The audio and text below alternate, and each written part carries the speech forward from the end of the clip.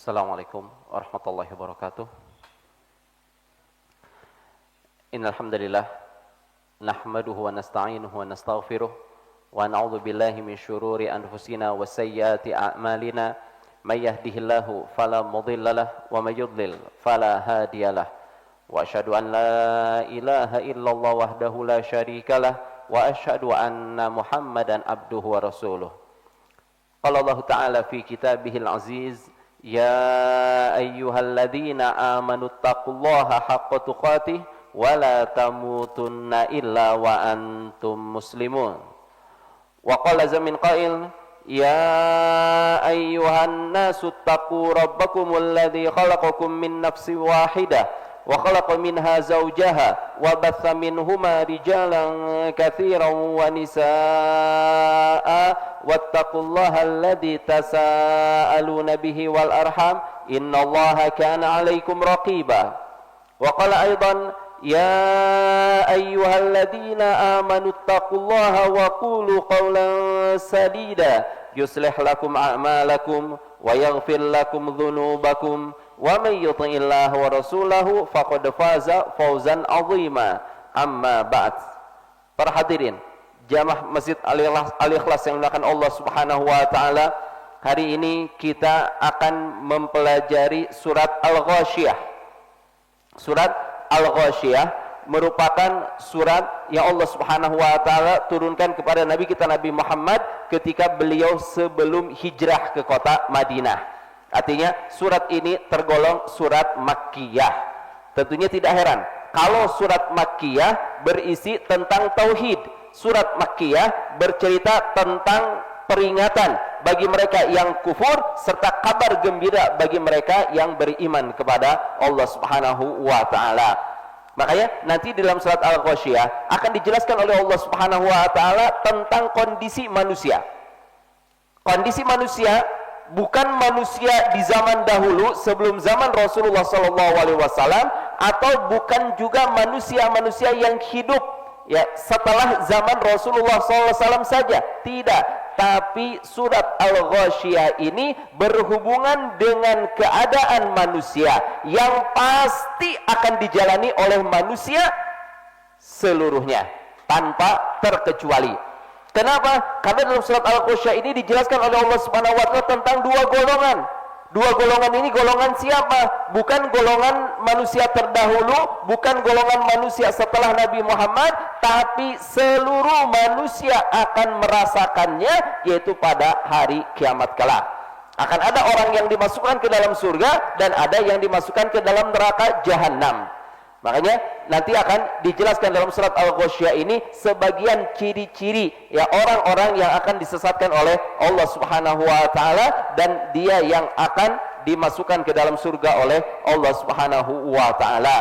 Ya, kemudian nanti juga akan dijelaskan oleh Allah Subhanahu wa taala dalam surat Al-Ghasyiyah ini tentang perintah Allah Subhanahu wa taala agar kita ini melihat kondisi yang ada di sekeliling kita, kondisi yang ada di sekitar kita. Ya, kewajiban kita bagaimana terhadap kondisi-kondisi tersebut. Kemudian juga nanti akan dijelaskan oleh Allah Subhanahu wa taala ya dalam surat Al-Ghasyiyah ini tentang keadaan manusia. Ya, tentang keadaan manusia, bagaimana peringatan Allah Subhanahu wa taala dan apa yang diperintahkan oleh Allah Subhanahu wa taala kepada umat manusia. Surat Al-Ghasyiyah para hadirin dimuliakan Allah Subhanahu wa taala ini tergolong surat Makkiyah, diturunkan di Mekah sebelum Nabi Muhammad hijrah ke kota Madinah. Al-Ghasyiyah sendiri itu merupakan salah satu nama-nama dari hari kiamat. Nama hari kiamat dalam Al-Qur'anul Karim itu banyak, lebih dari ada 20 nama. Ya, sangat banyak sekali. Ya, ada Al-Haqqah, ya, ada Al-Qari'ah, ya, ada Al-Ghasyiyah, ya, dan lain sebagainya dari ayat-ayat yang menjelaskan tentang nama-nama hari kiamat.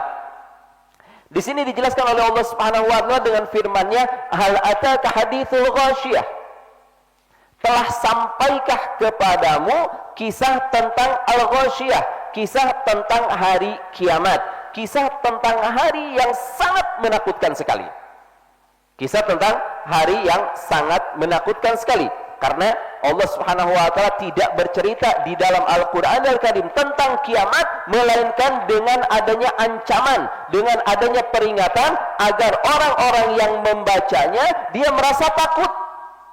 Agar orang-orang yang membacanya dia merasa takut jangan sampai menjadi orang yang hidup ketika kiamat itu terjadi.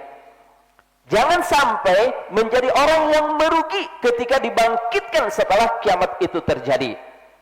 Makanya ya di dalam Al-Qur'an Al-Karim ketika Allah Subhanahu wa taala bercerita tentang masalah kiamat mesti kondisi-kondisi yang sangat mengerikan sekali. Ya sebagaimana Allah gambarkan di antaranya dalam Al-Qur'an Al-Karim Allah berfirman, "Ya ayyuhan nasu taqu rabbakum inna zalzalatas saati syai'un 'azim." Kata Allah Subhanahu wa taala, wahai sekalian manusia, semua manusia ditanya oleh Allah Subhanahu wa taala, semua manusia ditegur oleh Allah Subhanahu wa taala. Kenapa? Ittaqu rabbakum. Wahai manusia, takutlah kalian kepada Rabb kalian. Takutlah kalian kepada Allah Subhanahu wa taala. Kenapa kita harus takut kepada Allah? Inna zalzalatas saati syai'un 'azim. Sesungguhnya goncangan hari kiamat itu sesuatu yang sangat dahsyat sekali. Di dunia ada gempa bumi, seberapapun dahsyatnya gempa bumi yang terjadi, itu hanya mengenai sebagian wilayah saja. Ada gempa bumi di Aceh misalnya, hanya Aceh dan sekitarnya yang merasakan. Ada gempa bumi di Cianjur, hanya orang Cianjur yang merasakannya. Sementara orang-orang di daerah-daerah yang lain tidak ada yang merasakannya. Tapi pada hari kiamat kelak, Allah Subhanahu wa taala jelaskan bahwasanya goncangan yang terjadi pada hari kiamat, goncangan yang sangat agung sekali, goncangan yang sangat besar sekali, goncangan yang sangat dahsyat sekali. Yauma tarawnaha tadhulu kullu murdi'atin amma arda'at wa tad'u kullu dhati hamlin hamlaha wa taran nasa sukara wa ma hum bisukara walakinna adzaballahi syadid. Ya, dalam surat Al-Hajj ini dijelaskan oleh Allah Subhanahu wa taala, ketika engkau melihatnya, ya kiamat itu terjadi, engkau akan menyaksikan bagaimana wanita-wanita yang hamil akan langsung melahirkan. Ya, orang-orang yang pertama, kullu murdi'atin amma arda'at. Orang-orang yang menyusui akan menelantarkan bayi yang disusuinya. Orang-orang yang hamil akan langsung melahirkan hamilnya. Wa tarnasa sukara, akan melihat manusia dalam keadaan mabuk. Ya, dalam keadaan sempoyongan. Wa ma hum bisukara, padahal mereka tidak dalam keadaan mabuk, kata Allah. Kenapa mereka sempoyongan? Walakinna adzaballahi syadid. Akan tapi adab Allah Subhanahu wa taala itu sangatlah pedih. Adab Allah Subhanahu wa taala itu sangatlah dahsyat. Di sini perhatian maka Allah Subhanahu wa taala.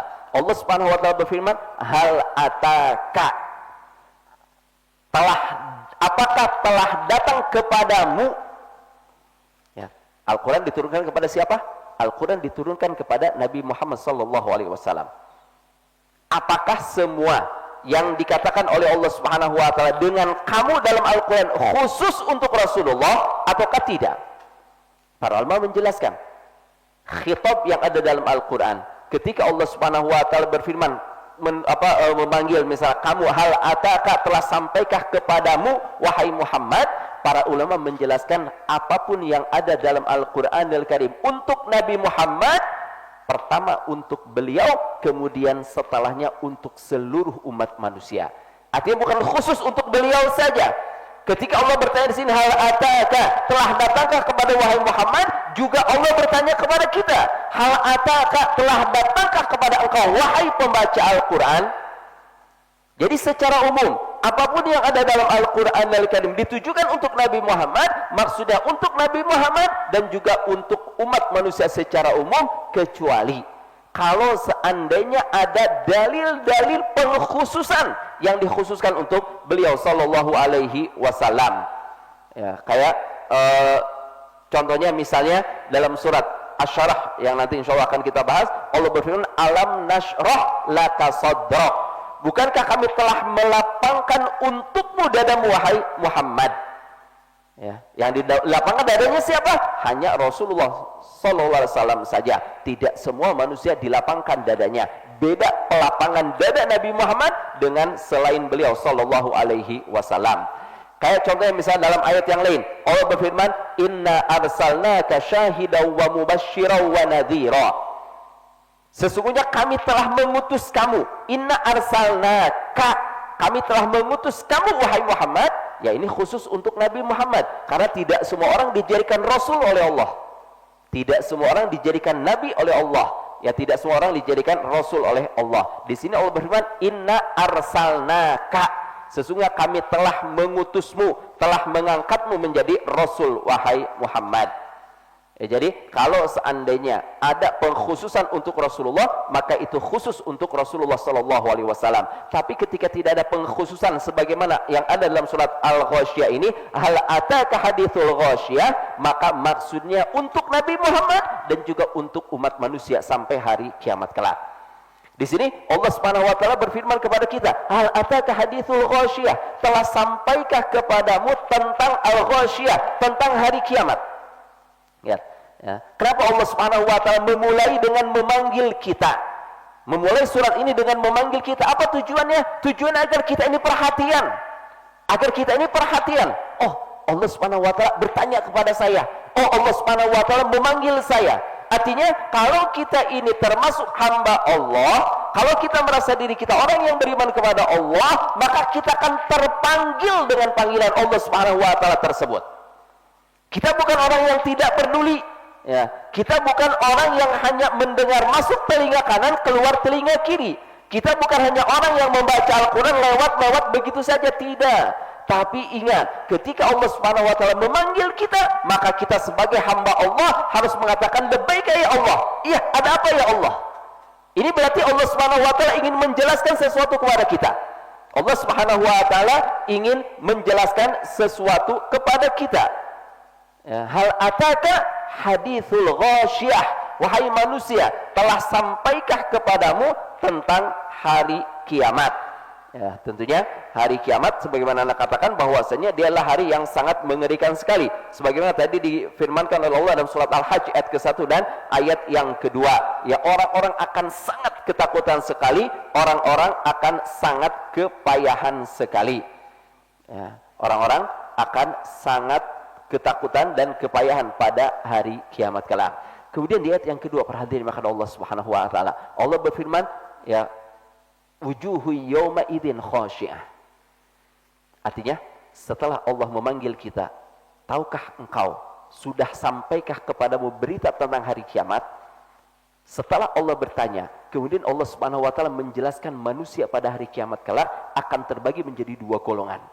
Manusia akan terbagi menjadi dua golongan. Golongan yang pertama, wujuhu yawma idzin khasyiah. Ya, yaitu mereka orang-orang yang tertunduk. Ya, ketika itu mereka dalam keadaan tertunduk, penuh dengan kehinaan. Nanti yang kedua, kelompok yang kedua kata Allah, ya, wujuhu yawma idzin naimah. Di ayat yang ke-8, wajah mereka, banyak yang wajah-wajahnya berseri-seri, tampak kesenangan pada wajahnya. Jadi manusia akan terbagi menjadi dua kelompok. Kita lihat, para hadirin makan Allah Subhanahu wa taala, kita ini termasuk ke dalam kelompok yang mana? Kita termasuk ke dalam kelompok yang mana? Tentunya naudzubillah, semoga Allah Subhanahu wa taala tidak menjadikan kita ke dalam kelompok yang pertama, akan tapi Allah Subhanahu wa taala menjadikan kita termasuk kelompok yang kedua nanti yang akan kita bahas. Ya. Di kelompok yang pertama kata Allah Subhanahu wa taala, wujuhu yawma idzin khasyiah. Wajah mereka itu dalam keadaan khusyuk. Wajah mereka dalam keadaan khusyuk. Ya, khusyuk dipenuhi dengan apa? Bukan dipenuhi dengan ketaatan. Khusyuk dipenuhi dengan kehinaan. Khusyuk dalam bahasa Arab itu artinya kita menundukkan pandangan mata kita. Ya, ketika kita sholat, seseorang khusyuk dalam sholat ketika dia menundukkan pandangan mata melihat ke tempat sujudnya, itu dikatakan dia khusyuk di dalam sholatnya. Tapi orang yang sholat misalnya, pandangan matanya kemana-mana, ngelirik ke kanan dan ke kiri, melihat ke depan, ya, ini menunjukkan dia tidak khusyuk di dalam sholatnya. Menunjukkan dia tidak khusyuk di dalam sholatnya. Nah, di sini kelompok yang pertama kata Allah Subhanahu wa taala, wujuhu yawma idzin khasyiah. Wajah mereka dalam keadaan tunduk penuh dengan kehinaan. Amilatun nasibah, dia beramal tapi lelah yang dia dapatkan, sia-sia seluruh amalannya. Tasla naron hamiyah, dan dia akan dimasukkan ke dalam neraka yang menyala-nyala. Subhanallah. Ya, ini kelompok yang pertama. Lihat di sini para hadirin maka Allah Subhanahu wa taala, Allah Subhanahu wa taala mengatakan wujuhun. Dia akan diadab oleh Allah Subhanahu wa taala, tapi Allah Subhanahu wa taala menggambarkan dengan wajah. Kenapa Allah Subhanahu wa taala menggambarkan dengan wajah? Kenapa Allah Subhanahu wa taala tidak mengatakan badannya?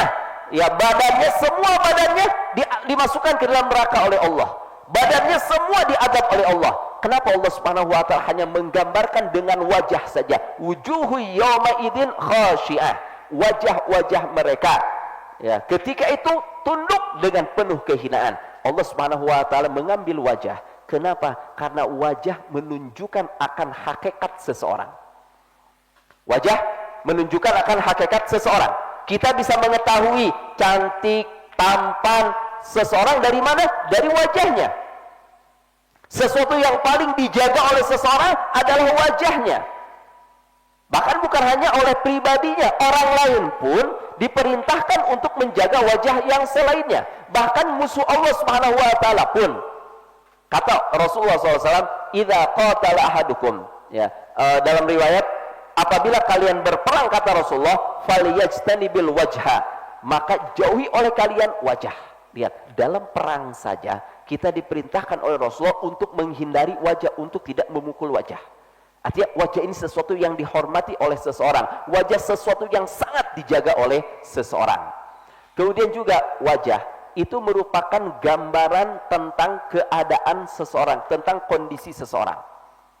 Kita kalau melihat seseorang sedang berseri-seri, senyum, datang dalam keadaan senyum, dalam keadaan senang, maka kita katakan, wah, Masya Allah nih, rupanya lagi senang sekarang ini, rupanya lagi mendapat berita bahagia. Ya, kita bisa mengatakan seperti itu. Kenapa? Karena wajahnya berseri-seri, wajahnya terlihat cerah. Tapi coba misalnya dia datang dalam keadaan murung gitu, dalam keadaan murung, maka kita akan bertanya, Afwan, kenapa? Ya, Anda sedang ada masalah. Apa yang bisa Anda bantu? Kenapa kita mengatakan Anda sedang ada masalah? Karena kita melihat di wajahnya.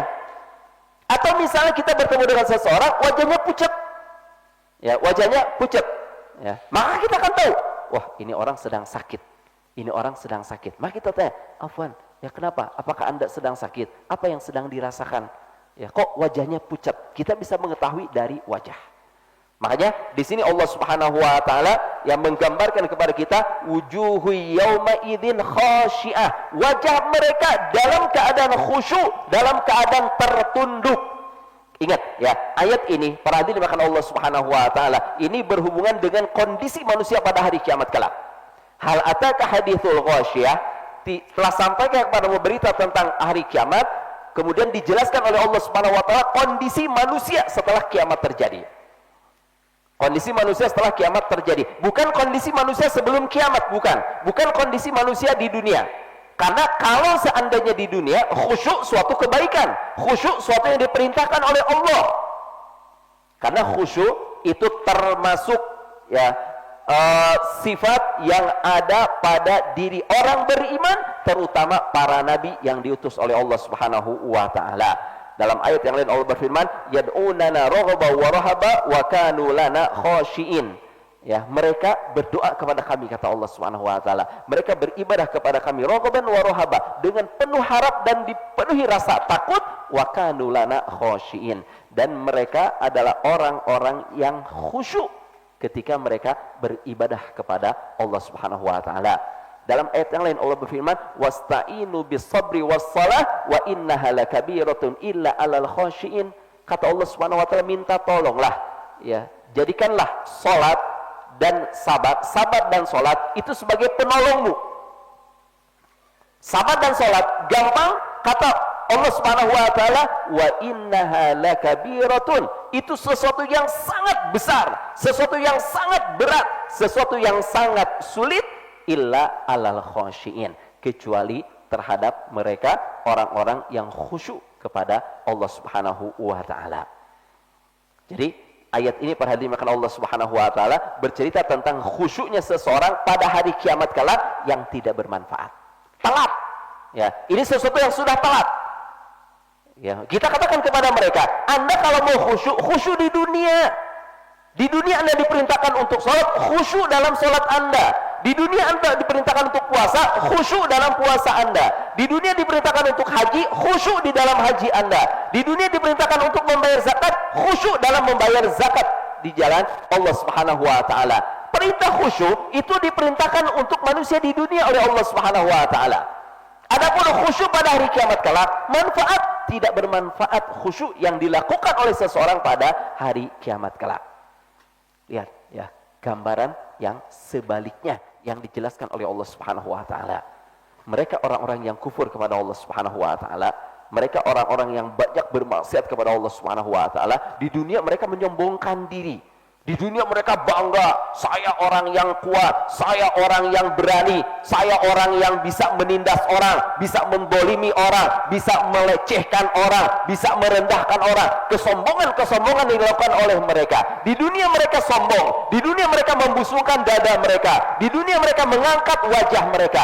Tapi di akhirat balikan keadaannya oleh Allah Subhanahu wa taala, dijadikan dia menundukkan kepalanya pada hari kiamat kelak. Wujuhu yauma idzin khasyiah. Wajah mereka pada hari kiamat kelak itu dalam keadaan khusyuk, dalam keadaan tunduk, hina di hadapan Allah Subhanahu wa taala. Kenapa mereka demikian? Kenapa mereka khusyuk pada hari kiamat? Kenapa mereka menundukkan kepala penuh dengan kehinaan? Karena mereka tahu mereka akan diazab oleh Allah Subhanahu wa taala. Karena mereka tahu mereka akan dimasukkan ke dalam neraka jahanam oleh Allah Subhanahu wa taala. Berhubungan dengan ayat ini, para hadirin makan Allah Subhanahu wa taala, para ulama menafsirkan dengan beberapa penjelasan. Ya, ada beberapa penjelasan ya berhubungan dengan ayat ini. Ya, wujuhu yauma idzin khasyiah. Pendapat yang paling kuat adalah yang mengatakan bahwasanya ini adalah kondisi mereka yang kufur kepada Allah Subhanahu wa taala secara umum pada hari kiamat kelak. Ya, kondisi mereka yang meninggal di atas kekafiran pada hari kiamat kelak, mereka wajahnya akan tertunduk penuh dengan kehinaan. Sebagian ulama menjelaskan, ya sebagian ahli tafsir menjelaskan, wujuhu yauma idzin khasyiah adalah wajah orang-orang ahlul kitab, wajah orang-orang Yahudi dan wajah orang-orang Nasrani. Kenapa dikatakan wajah-wajah mereka? Dikarenakan mereka adalah orang-orang yang datang Al-Quran, datang kitab kepada mereka, tapi mereka tidak mau mengikuti, mentaati apa yang ada di dalam kitab tersebut, ajaran yang ada dalam kitab tersebut. Mereka yang hidup di zaman Nabi Musa mentaati Taurat, maka mereka adalah orang yang benar. Mereka adalah orang yang beriman kepada Allah Subhanahu wa taala. Ketika diutus Nabi Isa alaihissalam, Allah menurunkan Injil kepada Nabi Isa alaihissalam, maka Taurat dihapuskan oleh Allah Subhanahu wa taala, manusia wajib untuk taat kepada Injil. Ketika diutusnya Nabi Isa alaihissalam. Kemudian datang Nabi kita Nabi Muhammad sallallahu alaihi wasallam. Ketika datang Nabi Muhammad, Allah mengutus Nabi Muhammad, Allah menurunkan Al-Quran Al-Karim, maka pada saat itu kitab-kitab sebelum Nabi Muhammad, mau Injil, mau Taurat, mau Zabur, mau kitab diturunkan kepada Nabi Ibrahim, ya semuanya dihapuskan oleh Allah Subhanahu wa taala dan hanya wajib taat kepada Al-Quran Al-Karim. Makanya ayat ini wujuhu yauma idzin khasyiah, ya kata para ulama ini adalah orang-orang Yahudi dan orang-orang Nasrani. Kenapa? Karena mereka menyesal, mereka menunduk, ya menundukkan kepala mereka ketika mereka di dunia mereka tahu akan kebenaran Islam. Ketika di dunia mereka tahu akan kebenaran Nabi Muhammad sallallahu alaihi wasallam. Tapi mereka tidak mau ya mengikuti kebenaran, mereka lebih mengikuti hawa nafsunya, mereka lebih takut ketinggalan, ya ditinggal oleh para pengikutnya, maka mereka tetap berada di dalam kesesatan. Penyesalan akan datang pada dirinya pada hari kiamat kelak. Manfaat penyesalan pada hari kiamat sama sekali tidak bermanfaat penyesalan yang dirasakan oleh seseorang pada hari kiamat kelak. Di sini dijelaskan Allah Subhanahu wa taala, wujuhu yauma idzin khasyiah amilatun nasibah. Mereka beramal dan lelah mereka dalam beramal. Kenapa dikatakan lelah? Sungguh-sungguh dalam beramal, lelah amalnya karena sia-sia tidak mendapatkan pahala dari Allah Subhanahu wa taala. Pernah suatu hari Umar bin Khattab ya sedang berjalan, kemudian melewati ada seorang ahli ibadah, ya seorang pendeta yang beribadah dengan sungguh-sungguh kepada Allah Subhanahu wa taala. Kemudian ya dikabarkan oleh orang tersebut, ini Amirul Mukminin Umar bin Khattab datang. Maka ketika Umar melihat orang tersebut, ya pendeta tersebut, ya dalam keadaan lusuh, ya dalam keadaan terlihat dia dalam keadaan lelah beribadah di dalam agamanya, maka Umar pun menangis. Umar menangis ketika melihat si pendeta tersebut. Maka orang yang dekat mengatakan, wahai Amirul Mukminin, kenapa Anda menangis? Dia seorang Nasrani, dia seorang Kristen. Kata Umar, kata Amirul Mukminin, iya, aku tahu dia ini adalah orang Kristen. Aku tahu dia orang yang kufur kepada Allah Subhanahu wa taala. Tapi aku menangis karena aku merasa kasihan terhadap dirinya. Allah Subhanahu wa taala dalam Al-Qur'an berfirman, amilatun nasibah. Dia beramal tapi lelah yang dia rasakan. Hanya lelah yang dia rasakan, tidak mendapatkan pahala dari Allah Subhanahu wa taala. Jadi Umar menangis bukan karena melihat kondisi orang ini, bukan. Ya bukan melihat orang tersebut, tidak, tapi Umar ingat terhadap firman Allah Subhanahu wa taala yang ada dalam surat Al-Ghasyiyah, amilatun nasibah. Dia bersungguh-sungguh ibadah seolah-olah dia merasa berada di atas kebenaran, padahal sebetulnya dia berada di atas kesesatan. Bukan berada di jalan Allah, tapi dia mengikuti jalan yang diajarkan oleh syaitan. Kemudian ada juga, perhatikan Allah Subhanahu wa taala, pendapat yang mengatakan bahwasanya wujuhu yawma idin khasyiah ini adalah para ahli bid'ah, para pelaku kebid'ahan. Ya, tentunya kebid'ahan, yang namanya bid'ah itu ada tingkatan-tingkatannya. Ada bid'ah-bid'ah yang ringan, ya bid'ah-bid'ah yang ringan, ada juga bid'ah-bid'ah yang sampai kepada derajat kafir. Bid'ah mukaffirah, bid'ah yang sampai kepada derajat kafir. Tentunya kebidahan-kebidahan yang dilakukan oleh para pelaku kesyirikan, seperti mereka yang tawaf di sekitar kuburan, ya, ini sampai derajat kepada kesyirikan, sampai kepada derajat kekufuran kepada Allah Subhanahu wa taala. Termasuk mereka yang melakukan hal ini adalah para khawarij. Para khawarij, ya kita tahu para khawarij adalah para pembangkang. Para khawarij adalah orang-orang yang mengkafirkan pelaku dosa besar. Orang-orang khawarij itu mereka mengkafirkan pelaku dosa besar. Ya, ini tentunya tidak dibenarkan. Bayangkan, orang-orang khawarij itu mereka mengkafirkan pemerintah yang ada. Orang-orang khawarij mereka mengkafirkan saudara mereka sendiri. Orang-orang Islam dikafirkan oleh mereka. Jangankan hanya sekedar saudara, terkadang orang tuanya sendiri, ayahnya, ibunya dikatakan kafir oleh mereka. Na'udzubillah min dzalik. Padahal mereka keluarga Islam, mereka adalah orang yang melaksanakan sholat. Dia sholat, orang tuanya sholat, tapi mereka dengan entengnya mengkafirkan, ya, orang-orang yang tidak sepemahaman dengan mereka. Artinya khawarij ini adalah kelompok yang sangat menyeramkan sekali, kelompok yang sangat berbahaya sekali, yang wajib untuk kita hindari. Makanya para hadirin makan Allah Subhanahu wa taala, kalau seandainya kita bertemu dengan seseorang yang membicarakan tentang kafir, kafir dan kafir, fulan ini kafir, fulan melakukan ini perbuatan kafir dan sebagainya, lebih baik hindari orang yang seperti itu. Kenapa? Kita jangan tertipu dengan ibadah mereka. Kita jangan tertipu dengan ketaatan mereka dalam beribadah kepada Allah Subhanahu wa taala. Kenapa? Jangan sampai tertipu, ya dikarenakan Rasulullah SAW pun itu sudah menjelaskan bahwasanya, kata Rasulullah dalam hadis dijelaskan, tahkiruna salatahum, ya, salatakum ila salatihim. Kalian akan merasa nggak ada apa-apanya solat kalian dibandingkan dengan solatnya mereka. Wasiyamahum ila siyamihim. Demikian pula dengan puasanya mereka, puasa kalian dibandingkan dengan puasanya mereka. Lihat, ini disabdakan oleh Rasulullah di hadapan siapa? Di hadapan para sahabat. Kita tahu sahabat Rasulullah adalah orang-orang yang taat dalam beribadah kepada Allah Subhanahu wa taala. Tapi kata Rasulullah, ya, ketika setelah perang Hunain, Rasulullah SAW itu membagi-bagikan harta rampasan perang. Ada seseorang yang datang kepada Rasulullah dengan mengatakan, ya Muhammad, i'dil. Subhanallah. Seorang sahabat, ya seorang sahabat Nabi Muhammad mengatakan, ya Muhammad, wahai Muhammad, i'dil. Ya, dia nggak sopan, nggak mengatakan ya Rasulullah, wahai Rasulullah. Tidak, ya Muhammad. Dengan tegas dia mengatakan, ya Muhammad, Kemudian apa yang dikatakan oleh dia? Dia berbuat adillah engkau.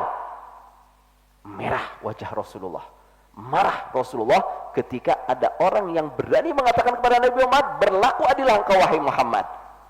Kata Nabi Muhammad, kalau aku tidak berbuat adil, siapa yang akan melakukan keadilan? Benar. Kalau Nabi Muhammad berbuat curang, ya kalau Nabi Muhammad berbuat curang, maka kita pun sebagai pengikutnya akan melakukan kecurangan. Kita akan mengatakan apa? Tuh lihat, Nabi Muhammad melakukan kecurangan, berarti itu diajarkan kepada kita. Kita boleh melakukan kecurangan. Tapi kita tahu, Nabi Muhammad adalah orang yang dipuji oleh Allah Subhanahu wa taala, orang yang dikenal akan kebaikannya, orang yang dikenal akan amanahnya. Apakah mungkin Nabi Muhammad akan berkhianat? Tentu tidak mungkin. Makanya ya ketika Nabi Muhammad marah, kata Nabi Muhammad, siapa yang akan berbuat adil kalau aku tidak berbuat adil? Akhirnya orang ini pun pergi dengan marah meninggalkan Rasulullah Sallallahu Alaihi Wasallam. Kata Rasulullah, akan keluar dari kelompok orang ini ya orang-orang yang tadi Anda jelaskan, orang-orang yang kalau seandainya kalian lihat ibadahnya mereka, ibadah kalian tidak ada apa-apanya dibandingkan dengan ibadah mereka. Salatnya kalian tidak ada apa-apanya dibandingkan dengan salat mereka. Puasanya kalian tidak ada apa-apanya dibandingkan dengan puasanya mereka. Artinya mereka benar-benar sholawat taat terus menerus kepada Allah Subhanahu wa taala, tapi ibadah mereka, kata Rasulullah, tidak sampai, tidak melewati kerongkongan mereka. Artinya tidak bisa diangkat kepada Allah Subhanahu wa taala. Kenapa? Karena bukan ibadah yang dilakukan karena Allah Subhanahu wa taala. Ya, kata Rasulullah, yakhrujuna minad dini, ya mereka akan keluar dari agama ini ya sebagaimana melesatnya anak panah dari busurnya. Artinya mereka dikatakan oleh Rasulullah adalah orang-orang yang keluar dari agama Allah Subhanahu wa taala. Ya, jadi perhatian makan Allah Subhanahu wa taala, kita ini jangan tertipu ya dengan ibadah seseorang.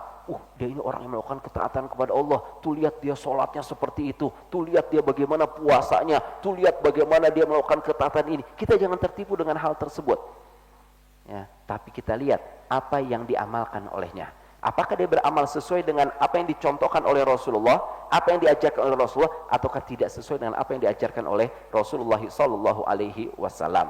Apakah ketika dia beramal, dia berdasarkan dalil ataukah tidak berdasarkan dalil? Kalau berdasarkan dalil, kita ikuti dia. Tapi kalau tidak berdasarkan dalil, apapun yang dilakukan, kebaikan apapun yang terlihat oleh kita, maka hendaklah kita meninggalkannya. Karena barometer kita adalah Al-Quran dan Sunnah Rasulullah Sallallahu Alaihi Wasallam. Nah, jadi di sini kita bisa mengetahui para hadirin makan Allah Subhanahu Wa Taala, ya wujuhu yawma idin khasyi'ah amilatun nasibah. Ya, banyak orang-orang yang ketika itu wajah mereka dalam keadaan khusyuk, tertunduk penuh dengan kehinaan, dan amal yang mereka lakukan itu hanya lelah yang mereka rasakan, hanya kelelahan yang mereka rasakan, tidak mendapatkan pahala dari Allah Subhanahu Wa Taala. Di sini kita bisa mengetahui bahwa saya tidak semua orang yang melaksanakan sholat dijamin masuk ke dalam surga. Tidak semua orang yang berpuasa akan dimasukkan ke dalam surga. Tidak semua orang yang haji akan dimasukkan ke dalam surga. Akan tetapi kita akan bisa mendapatkan orang-orang yang sholat ada yang dimasukkan ke dalam neraka jahanam. Orang-orang yang puasa ada yang dimasukkan ke dalam neraka jahanam. Orang-orang yang banyak bersedekah ada yang dimasukkan ke dalam neraka jahanam. Kembali kepada niat yang mereka lakukan. Kalau niat mereka karena Allah, maka mereka akan dibalas oleh Allah Subhanahu wa taala. Tapi kalau mereka niatnya karena dunia, jangan harap dia akan mendapat balasan dari Allah Subhanahu wa taala. Makanya hati-hati dalam beribadah. Ingat dalam hadis Abu Hurairah yang masyhur, yang sering diulang-ulang, tentang bagaimana seseorang ya dihisab oleh Allah Subhanahu wa taala, dia ahli ibadah, dia orang yang rajin membaca Al-Quran Al-Karim. Ya, 3 kelompok yang kita tahu hadis diriwayatkan oleh Abu Hurairah. Orang yang rajin membaca Al-Quran, menguasai Al-Quran Al-Karim, orang yang memiliki kekayaan dan rajin bersedekah, dan orang yang ketiga, orang yang berjihad di jalan Allah Subhanahu wa taala. 3 kelompok ini, bayangkan, bukan sembarangan, ya bukan kelompok yang maksiat, tapi 3 kelompok yang terlihat oleh kita melaksanakan ketaatan kepada Allah. Tapi apa kata Rasulullah? 3 kelompok inilah yang pertama kali akan dimasukkan ke dalam neraka jahanam. Kenapa? Karena mereka menguasai Al-Quran, mengajarkan Al-Quran agar dikatakan sebagai seorang yang ahli dalam Al-Quran.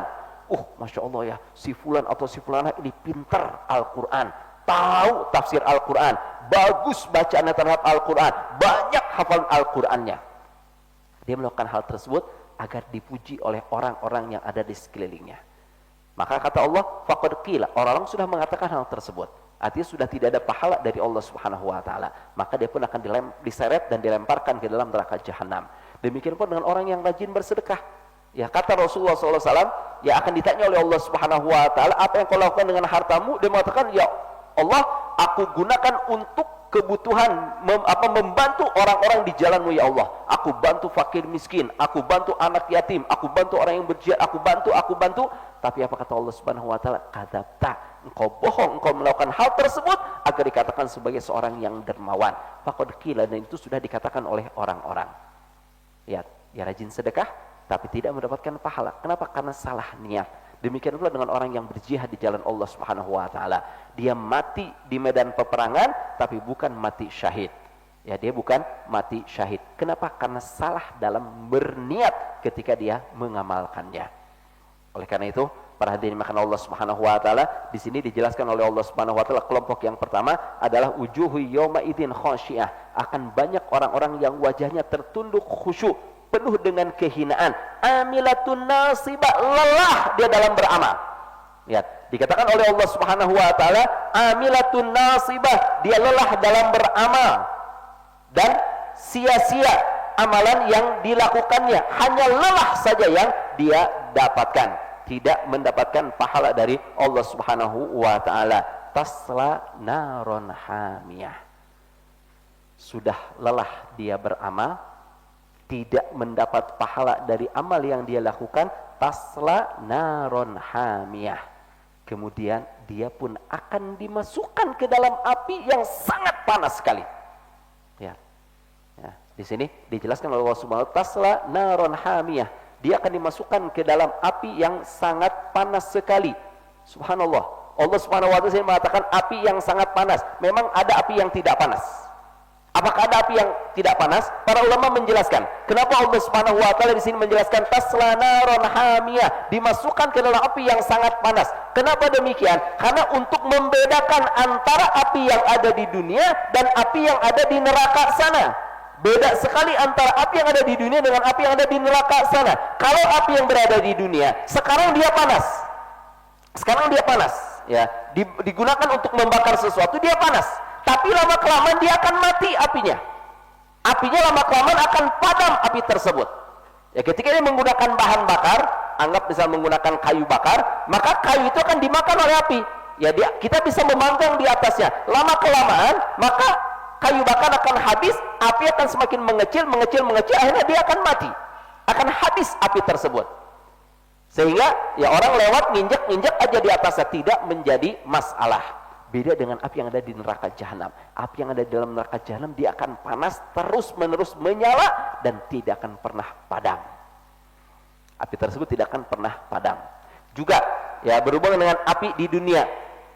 Kita tahu ya api di dunia ada juga api yang tidak panas. Apinya siapa? Api yang digunakan untuk membakar Nabi Ibrahim alaihissalam. Dia sangat panas sekali. Tapi begitu Nabi Ibrahim dilemparkan ya oleh kaumnya ke atas api tersebut, ke dalam api tersebut, Allah berfirman kepada api, ya naru kuni bardan wasalaman ala Ibrahim. Wahai api, jadilah engkau dingin dan menyelamatkan untuk Ibrahim. Lihat. Jadi api yang tadinya panas, dia dijadikan dingin oleh Allah Subhanahu wa taala. Menyala, tetap api itu menyala. Bukan api itu padam, tapi tetap menyala, namun dijadikan dingin oleh Allah Subhanahu wa taala. Tapi di akhirat nanti kata Allah Subhanahu wa taala, tasla naron hamiyah. Dia akan dimasukkan ke dalam api yang sangat panas sekali. Dalam hadis dijelaskan oleh Nabi kita Nabi Muhammad SAW bahwasanya perbedaan antara api dunia dan api di akhirat itu 69 kali lipat lebih panas dibandingkan dengan api yang ada di dunia. Silakan cari di dunia ini api yang apa yang paling panas. Anggap misalnya lahar dari suatu gunung sangat panas panas sekali. Ingat, api di neraka jahanam 69 kali lebih panas dibandingkan dengan itu. Karena dalam hadis yang sahih Rasulullah bersabda, kata Rasulullah, Allah Subhanahu wa taala menciptakan api, kemudian api itu akan dibagi menjadi 70 bagian oleh Allah Subhanahu wa taala. Satu bagian diberikan untuk manusia di dunia, untuk semua yang ada di dunia, dari dunia pertama diciptakan sampai dunia ini dihancurkan pada hari kiamat kelak. Satu bagian, 69 bagiannya di mana? Disiapkan untuk di neraka jahanam. Tasla naron hamiyah. Ya, api yang sangat panas sekali. Kemudian juga para hadirin makan Allah Subhanahu wa taala. Ya, di sini dijelaskan oleh Allah Subhanahu wa taala di ayat selanjutnya, tusqa min ainin aniyah. Mereka akan diberi minum dari mata air yang panas. Subhanallah. Ya, ya, di sini dijelaskan oleh Allah Subhanahu wa taala, tusqa min ainin aniyah. Ayat selanjutnya, laisa lahum ta'amun illa min dhari'.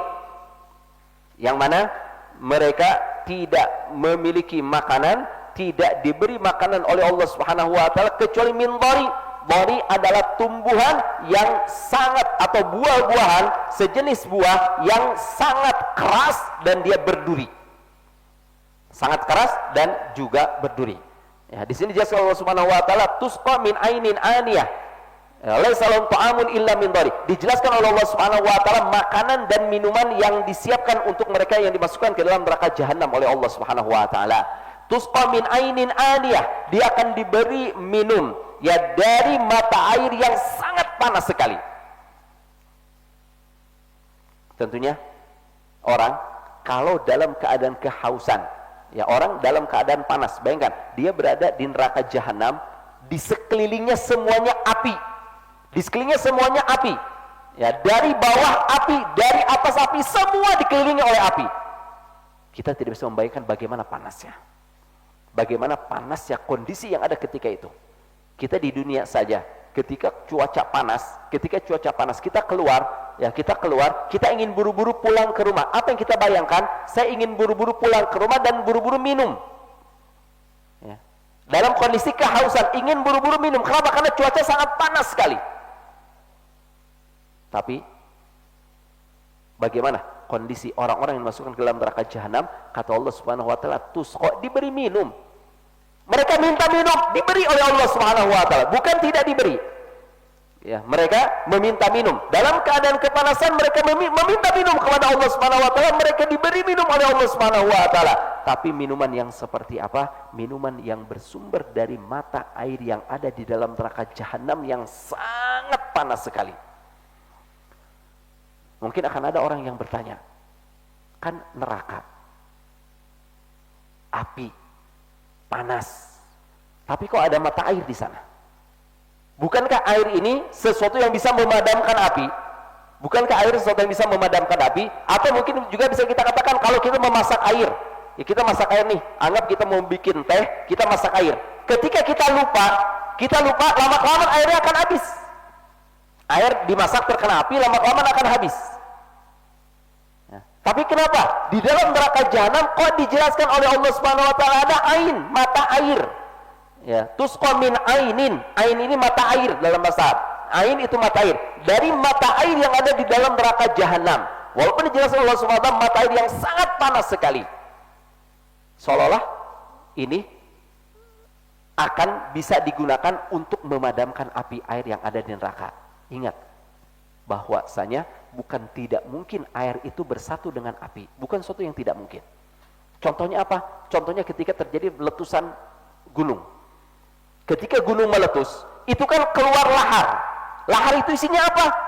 Isinya kumpulan air dengan api. Api dan air bersatu. Ya keluar dari dalam gunung. Ya, bersatu air dengan api. Bukan air memadamkan api atau api menjadikan air tersebut menguap sehingga api tidak ada airnya. Bisa bersatu air dengan api. Kemudian juga mungkin kita pernah mendengar di laut, ya di laut didapatkan ada gunung berapi yang aktif. Ada gunung berapi yang aktif. Dia mengeluarkan lahar, mengeluarkan lahar dari dalam air. Lihat, kalau seandainya kita katakan semua air bisa memadamkan api atau semua api padam dengan air, maka kita tidak akan mendengar ada ya gunung Merapi berada di dalam lautan. Kita tidak mendengar ada lahar di dalam lautan. Tapi kenapa itu bisa ada? Menunjukkan bahwasanya mungkinnya bersatu antara air dengan api. Kemudian yang lebih kuat lagi para hadirin makan Allah Subhanahu wa taala, kita perlu ingat bahwasanya kondisi yang di dunia itu tidak sama dengan kondisi yang berada di akhirat.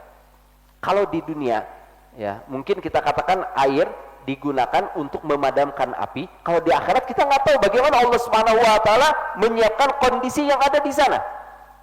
Ambil gambaran contohnya saja, misalnya ketika Allah Subhanahu wa taala menjelaskan tentang matahari pada hari kiamat kelak. Manusia berada di padang mahsyar. Matahari ada 1 mil di atas kepala seseorang.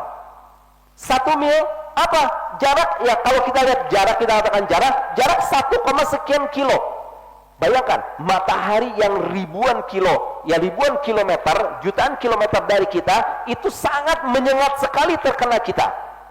Bagaimana kalau matahari ada 1 mil di atas kepala kita? Karena 1 mil bisa berarti ya 1 kilo sekian, ya 1/4 kilo dia, jaraknya, atau bisa juga jarak yang dekat, ya sehubungan dengan jari kita, jarak yang sangat dekat sekali matahari dengan kita. Bayangkan, kalau di dunia matahari ini mendekat ke kita, hangus semua yang ada di muka bumi ini, termasuk kita akan hangus terbakar oleh matahari. Tapi di akhirat nanti matahari sangat dekat berada di atas kepala manusia, dan manusia tidak terbakar dengan matahari tersebut. Ya, jadi kita tidak bisa membandingkan antara kondisi di dunia dengan kondisi di akhirat. Kewajiban kita apa? Kewajiban kita beriman.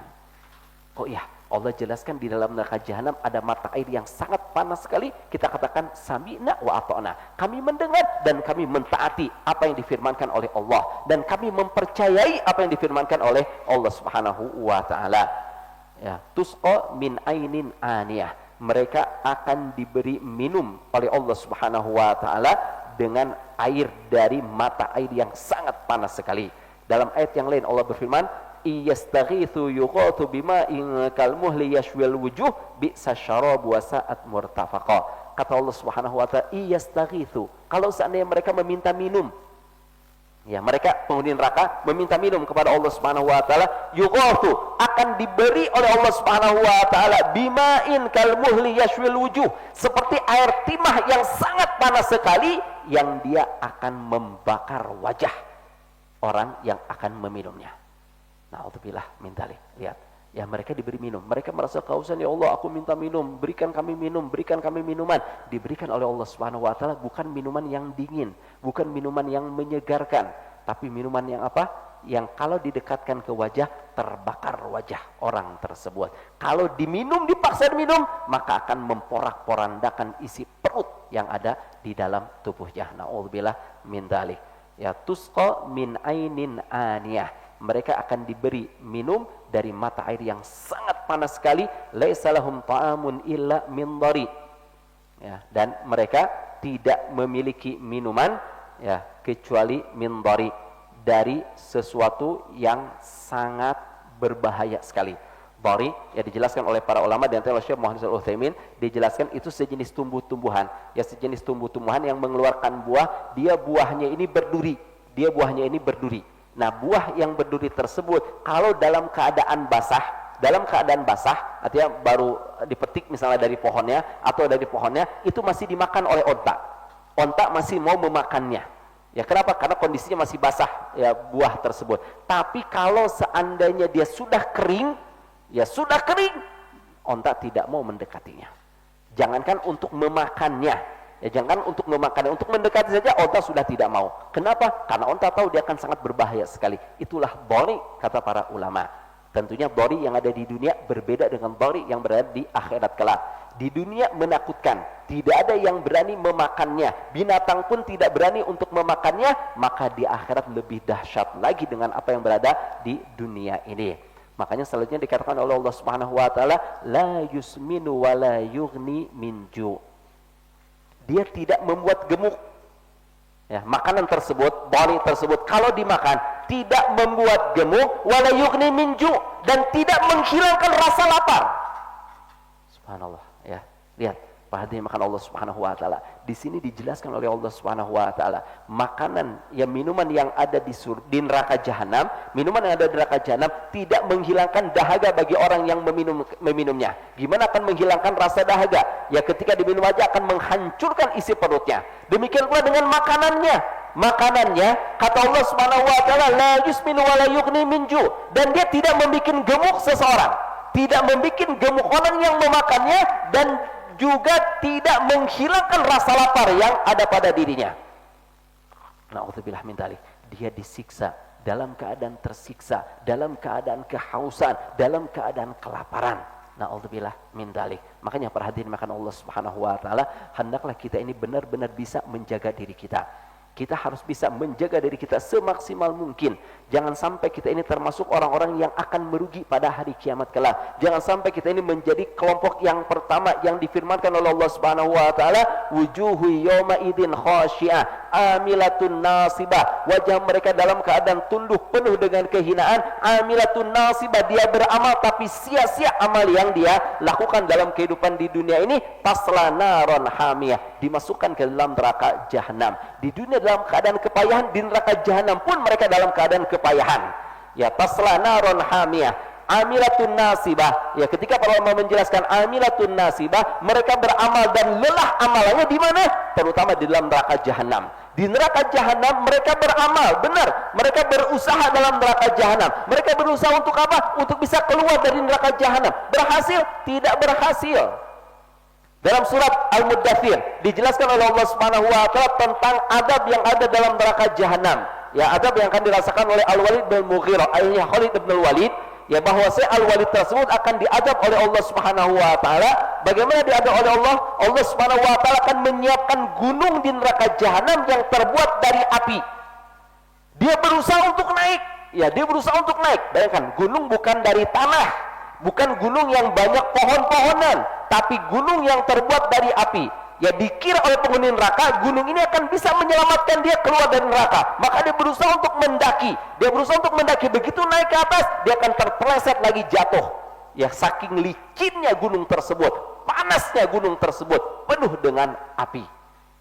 Lelah di neraka jahanam. Ya. Di antara dalil yang menjelaskan lelahnya seseorang di dalam neraka jahanam adalah hadis, ya, ketika Rasulullah SAW pada suatu hari dibawa oleh malaikat, 2 malaikat membawa Rasulullah. Rasulullah bermimpi dibawa oleh 2 orang malaikat. Kemudian Nabi Muhammad melewati orang-orang yang sedang diazab oleh Allah Subhanahu wa taala. Di antaranya ada orang yang diazab apa? Dengan seseorang berdiri yang memegang batu yang besar, di hadapannya ada orang yang tidur. Orang yang tidur kemudian dilemparkan batu tersebut, memecahkan kepala si orang yang tidur tadi. Batu ini bergelinding. Si orang yang melempar mengambil batu tersebut. Ketika dia mengambil, begitu dia balik lagi, melihat kepalanya sudah utuh kembali. Ya, dilempar kembali, ya, oleh dia. Kepalanya hancur kepalanya, maka batu menggelinding, dia berusaha untuk mengambil batu. Ketika dia kembali, sudah utuh lagi kepalanya. Terus-menerus ini terjadi. Maka Rasulullah bertanya kepada malaikat Jibril, siapa orang tersebut? Siapa orang tersebut? Ya, kemudian dijelaskan oleh malaikat Jibril bahwasanya orang tersebut orang-orang yang diberikan Al-Quran, tapi dia tidak mau mengamalkan Al-Quran, dan dia adalah orang yang tidur dari melaksanakan sholat. Na'udzubillah min dzalik. Tidak sedikit dari kaum muslimin itu mereka adzan subuh dikumandangkan asyik dengan bantalnya, asyik dengan tidurnya, tidak peduli dengan sholat. Padahal ancaman dari Rasulullah SAW mengabarkan tentang adab mereka yang tidur dari sholat, lalai dari sholat. Apa? Seperti itu, akan dilempar dengan batu sampai pecah kepalanya. Ya, batu menggelinding, diambil oleh si pelempar. Begitu kembali sudah utuh kepalanya, dilempar lagi. Terus-menerus ini akan terjadi kepada dirinya dikarenakan apa? Dia meninggalkan sholat. Dia lebih mementingkan dunia dibandingkan dengan ibadah. Dia lebih mementingkan tidur dibandingkan dengan sholat menghadap Allah Subhanahu wa taala. Berapa banyak sekali dari kaum muslimin, para hadirin makan Allah Subhanahu wa taala, mereka lebih mementingkan dunia dibandingkan dengan sholat. Kalau pada hari kerja atau hari sekolah misalnya, ya, kalau orang-orang yang punya anak masih sekolah, ya, kalau anaknya mau sekolah itu bangunnya pagi-pagi. Sebelum adzan subuh sudah bangun, menyiapkan untuk sekolah anaknya. Tapi ketika anaknya libur Libur sekolah, tidak peduli dengan azan. Bangun kapan? Bangun nanti sudah jam 6. Bangun nanti sudah matahari terbit. Subhanallah. Berarti kemarin-kemarin dia bangun untuk sholat, bangun pas waktu subuh untuk apa? Bukan untuk ibadah berarti dia. Untuk urusan dunia, karena takut anaknya terlambat sekolah, karena takut keluarganya terlambat ke tempat pekerjaan. Ingat, kita ini ibadah karena apa? Karena Allah Subhanahu wa taala, bukan karena dunia. Rugi orang-orang yang ibadah karena dunia. Karena Allah Subhanahu wa taala di sini jelaskan amilatun nasibah, dia akan beramal dan lelah di dalam neraka jahanam. Bukan diam dia disiksa, bukan, tapi terus-menerus disiksa oleh Allah Subhanahu wa taala. Tidak ada waktu kosong dari siksaan, tidak ada waktu istirahat dari siksaan di dalam neraka jahanam. Baiklah para hadirin makan Allah Subhanahu wa taala, inilah kelompok pertama. Ya, kelompok pertama yang ada pada hari kiamat kelak. Ya, mungkin ini apa yang bisa kita bahas pada kesempatan kali ini. Ya, insya Allah pada pertemuan berikutnya kita akan bahas kelompok yang kedua, yang tentunya kita berharap semoga Allah Subhanahu wa taala menjadikan kita kelompok yang kedua tersebut. Wallahu a'lam bishawab. Qul bi'ana mohon maaf. Subhanakallahumma bihamdika asyhadu an la ilaha illa anta astaghfiruka wa atubu ilaik. Wassalamualaikum warahmatullahi wabarakatuh.